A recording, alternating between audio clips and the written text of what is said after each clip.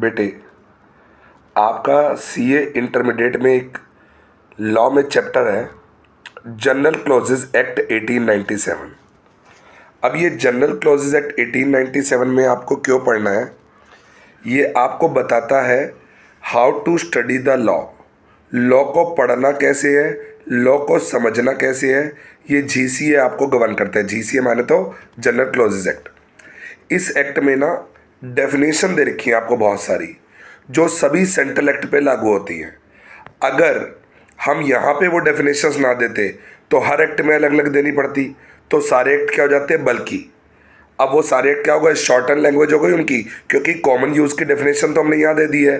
तो number 1, it shorten the language of all central act and regulations.